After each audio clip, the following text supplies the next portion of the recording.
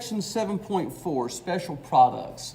What this particular section is about is kind of building on what we did last time. We were multiplying polynomials, more specifically multiplying binomials.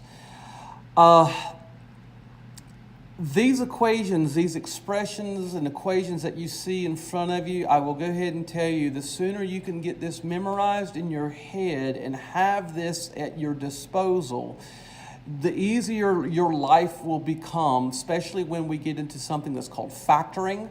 Also, I will tell you this just from experience. When you get into college and you do college algebra, this is literally, I mean almost literally, the very first chapter you will be learning and reviewing in college.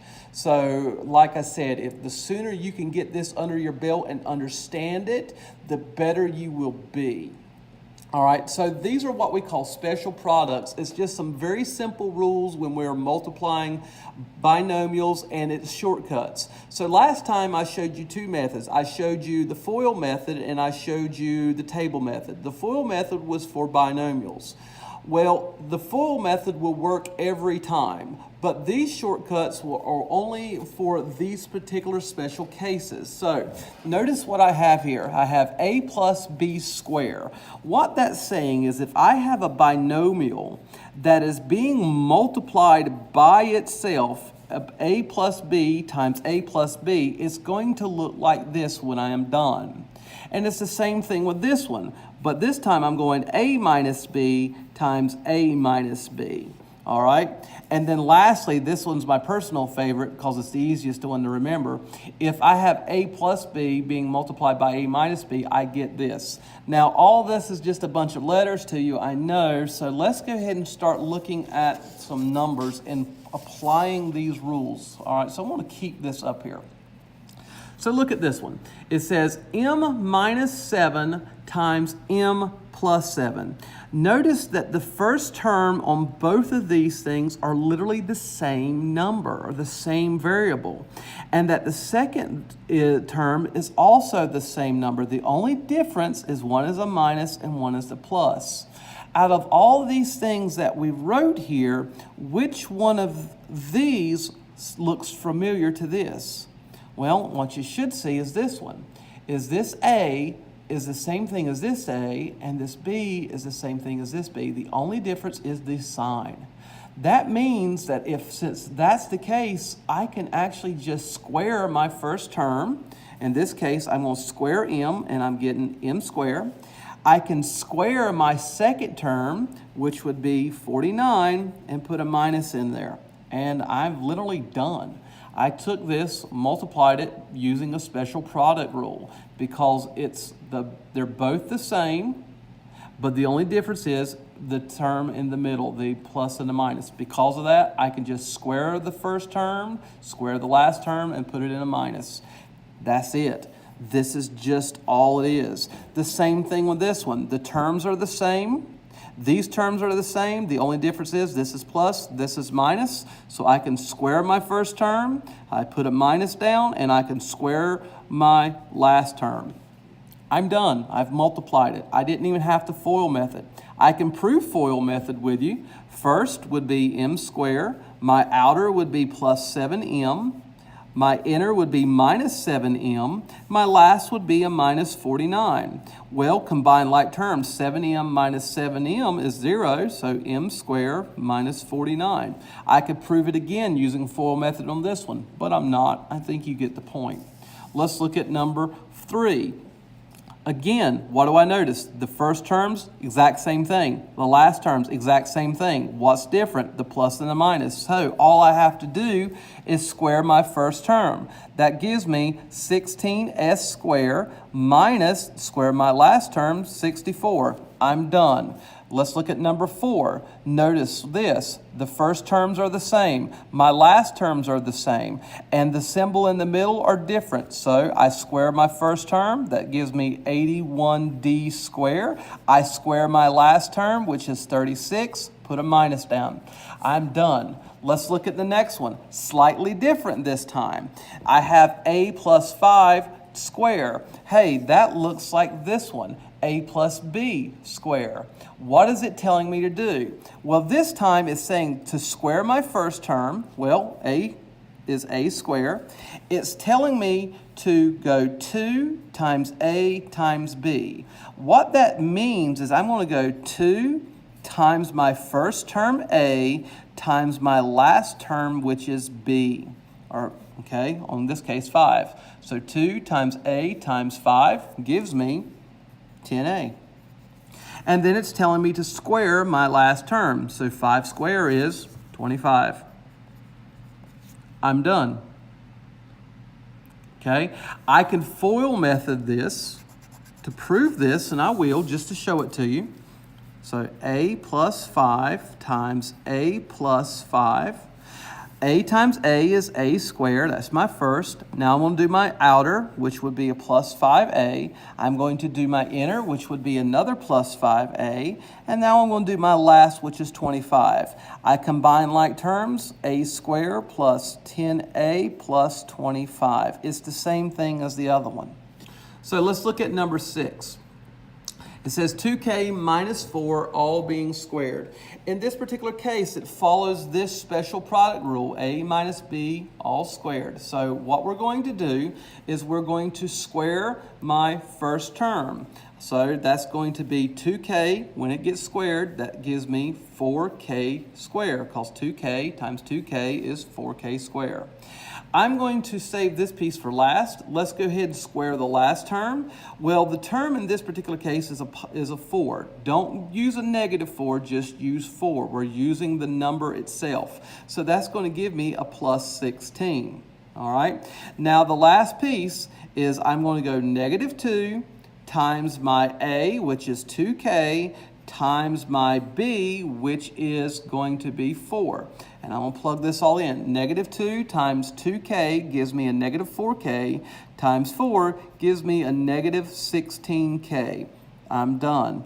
We can prove this again, and I will, just so you can see it with FOIL method. I want you to see. All right. If I FOIL method this, it's 2k minus 4 times 2k minus 4. Well, first gives me 4k squared. My outer gives me a minus 8k. My inner gives me another minus 8k. My last gives me a plus 16. When I combine like terms, negative 8k and negative 8k gives me negative 16k. And everything checks out completely. This next one, I'm going to do the same concept. I'm using this. So I know that since this is a subtraction, this is going to be, actually, I don't like the way this one is. I know the answer that they're looking for, and but I'm not going to give the answer that they're looking for. I'm going to give you the answer that's mathematically correct. The reason why I don't like the way this problem is that this binomial is not in standard form. When we are working in math and algebra, we always want to make sure that our polynomials are in standard form. So I can rewrite this to say -3r plus 5 square. I like this better. Yes, we could have worked it out with just like this and not changed anything, and it would have been correct. However, it would not be in standard form. It's better to do it now. Now that we've done that, it's just a matter of following our procedures. I know that I'm going to be using this particular method, so I'm going to square my first term, and I'm going to get 9r squared. I'm going to multiply 3 times 5 and times 2, I'm going to get negative 6, negative 30r, all right, because -2, excuse me, that's actually a positive. So it's -2 times 3r gives you a positive 6r. Then multiply it by that 5, you get 30r. Now I'm going to do my last term, which is the square. That gives me a plus 25. I'm done. The same thing goes along with number 8. I'm going to write this in standard form. I'm going to write 12f plus 2, and I'm squaring it. And this time I'm going to be using this special product rule right here, because a plus b squared gives me this. So I'm going to square my first term. I get 144f squared. I'm going to go 2 times 12, which gives me 24, times 2 gives me 48f, so that's a plus 48f, and now I'm going to square my last term according to my rule, would give me a plus 4, and I'm done. That's it.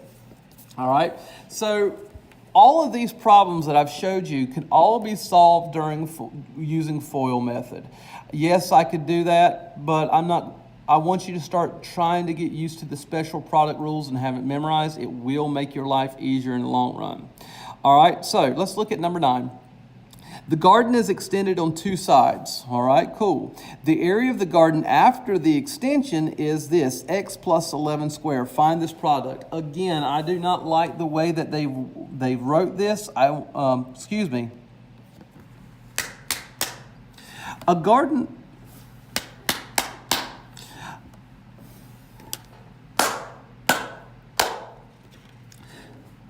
Number 9, a garden is extended on 2 sides. A, the area of the garden after the extension is represented by x plus 11 all square. Find this product. Well, this one's pretty easy. Again, we're going to use that special product rule right here.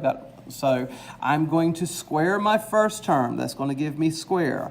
Now I'm going to multiply my 2 times my first term gives me 2x, and then times 11 gives me a plus 22x.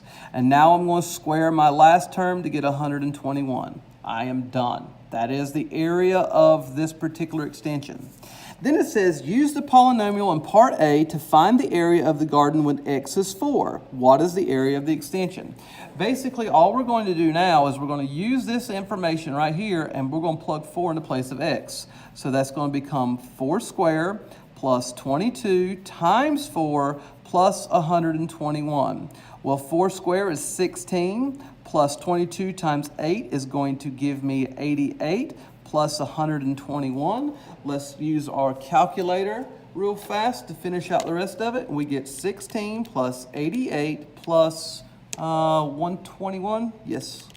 And I get that the area of this entire thing is 225 feet square.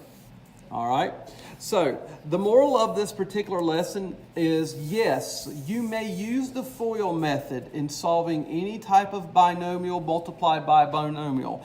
But if you can start getting used to notifying and seeing these special products, it's going to be very useful, especially when we get to something called factoring, which is going to be happening very, very soon. So please try to get these in your mind as fast as you possibly can. All right, I will see you in the next video. Bye-bye.